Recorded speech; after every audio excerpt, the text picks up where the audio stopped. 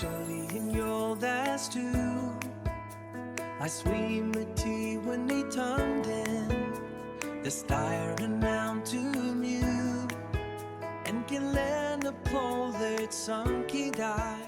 When business owners think about compensation planning, their attention is often drawn immediately to tax-saving strategies.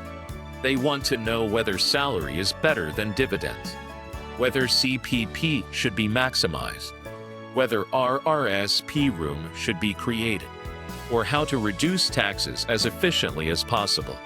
Those are important questions. But professional advisors understand that those questions should not come first. Before discussing compensation strategies, we must first understand the family. That is the central message of this slide.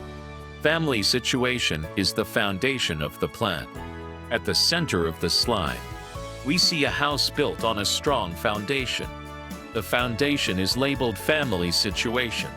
And resting on top of that foundation are all the major planning decisions: compensation planning, salary decisions, dividend decisions, retirement planning, and tax strategy.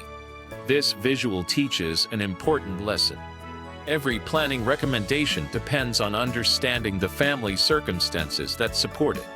If the foundation is weak or incomplete, the planning recommendations built on top of it may also be weak. On the left side of the slide, we see the wrong planning order.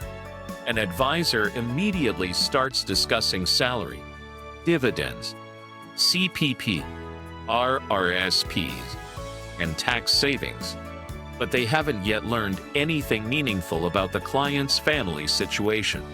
This often leads to problems. The advice may be generic. Planning opportunities may be missed. The recommendation may not fit the client's needs, and important family considerations may be overlooked. The result is incomplete planning, not because the technical analysis was wrong, but because the advisors started with the strategy instead of the people. Now compare that with the right side of the slide. This illustrates the correct planning process. The advisor begins by meeting with the family and understanding their situation. Who is involved? What are their goals? What are their financial responsibilities? What does the family need from the corporation today? And what will they need in the future? Only after those questions are answered does the planning process begin. Notice the planning sequence shown on the right. First, understand the family. Second, understand the goals. Third, build the strategy. And finally, make the recommendation. This sequence is critical because it ensures the plan is built around the client's life rather than forcing the client into a predetermined strategy. At the bottom of the slide, we see a family tree. This reminds us that compensation planning affects more than just the business owner. A spouse may be involved. Children may have future education needs. Parents may require support. Dependents may rely on the family's income. Household expenses must be funded. Retirement goals must be achieved. All of these factors influence compensation planning decisions. That is why family information is not a side issue. It is a planning issue, and often one of the most important planning issues. The quote at the bottom summarizes the lesson perfectly. The compensation plan should fit the family, not the other way around. This statement captures the essence of client-centered planning. The goal is not to find a strategy and force every client into it. The goal is to understand the family and then build a strategy that supports their unique circumstances and objectives. The key takeaway from this slide is simple. Before discussing salaries, dividends, CPP, RRSPs, or tax minimization strategies, understand the family, because compensation planning is not just a tax decision. It is a family decision, and the strongest plans are built on a clear understanding of the people they are designed to serve. One of the most important realities in compensation planning is that no two families are exactly alike. And because family situations differ, planning strategies must differ as well. This slide demonstrates why a recommendation that works perfectly for one family may be completely inappropriate for another. Let's begin with the young family shown on the left side of the slide. This family is in the early stages of life and wealth building. They may have young children, a mortgage, education expenses, and many years before retirement. Their financial priorities are often focused on growth and stability. They need reliable family cash flow. They may want to build our RSP room.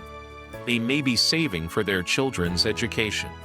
And they are often focused on long-term wealth accumulation. For this family, compensation planning is not simply about minimizing taxes today. It is about supporting future goals. The strategy must help fund current living expenses while also building long-term financial security. Now let's compare that with the mature family shown on the right side of the slide. This family is in a very different stage of life. The children may already be adults. The mortgage may be paid off. Retirement may be approaching. And wealth preservation may become more important than wealth accumulation. As a result, their planning priorities often change. Retirement income becomes a major focus. Dividend planning may become more attractive. Estate planning and succession planning begin to play a larger role. The emphasis shifts from building wealth to protecting and transferring wealth efficiently. Notice that neither family is right or wrong. They simply have different needs. And because they have different needs, they require different planning strategies. This is exactly why professional advisors spend time understanding the family before recommending compensation strategies. At the center of the slide, we see a planning wheel that highlights the major factors influencing compensation decisions: the age of children, spouse income, dependents and elder care responsibilities, family expenses, education costs, retirement needs, risk tolerance, and ownership structure. Each of these factors can significantly influence the appropriate recommendation. For example, a family with significant education expenses may prioritize cash flow differently than a family focused on retirement withdrawals. A family supporting elderly parents may have different planning needs than a family with no dependents. And a family with a high-income spouse may require a different compensation approach than a family relying entirely on corporate income. These differences matter because compensation planning is not performed in isolation. It must fit into the broader context of the family's financial life.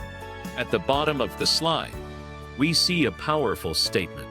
Same corporation, different family situation, different planning strategy. This captures the entire lesson perfectly.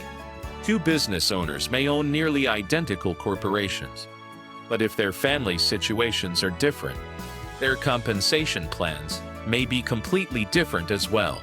The quote underneath reinforces this idea. There is no universal compensation plan because there is no universal family situation. That is a principle every advisor should remember. Tax planning is not about finding one perfect strategy that works for everyone. It is about finding the right strategy for this family at this stage of life. The key takeaway from this slide is simple. Family circumstances drive planning priorities, and planning priorities drive compensation decisions. The more clearly you understand the family, the more effective your recommendations will be. Because great compensation planning begins with understanding people, not just numbers. This final slide brings together the most important lesson of this section. The best compensation plan is not the one that minimizes taxes the most. It is the one that best supports the family's goals.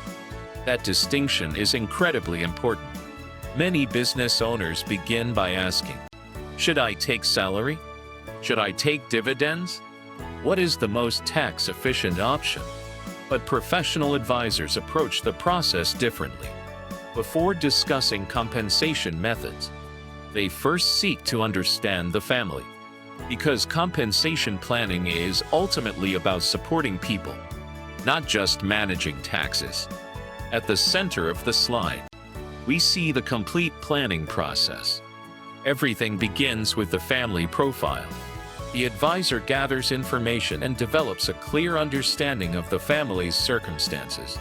This includes information about the spouse, children, dependents, family expenses, retirement goals, lifestyle needs, and future plans. Each of these factors helps shape the planning recommendation.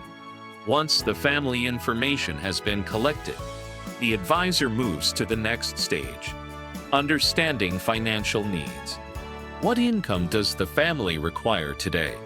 What future obligations exist? Are there education expenses, retirement goals, major purchases, lifestyle requirements? These questions help determine how much cash flow the family needs and how the corporation may support those needs. The next stage is planning analysis. This is where different options are evaluated. The advisor considers alternative strategies and analyzes how each one supports the family's objectives. Only after this analysis takes place does the conversation move toward salary versus dividend decisions. Notice the order: family first, strategy second. This is one of the most important planning principles in the entire course. The recommendation should emerge from the family's needs rather than forcing the family to adapt to a predetermined strategy. At the center of the slide, we see the advisor surrounded by key planning inputs: family information, income, goals, ownership structure, tax considerations, future needs.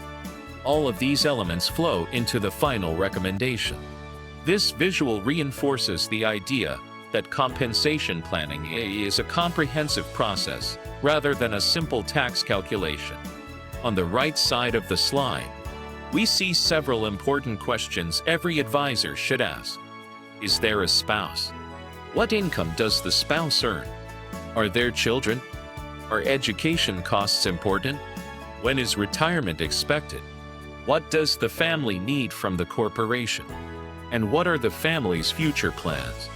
These questions may seem simple, but they often reveal the information that drives the entire planning recommendation.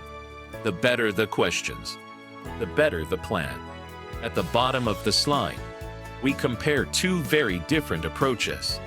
The first approach ignores family factors. This often leads to generic planning, poor alignment with the client's actual needs, and missed planning opportunities.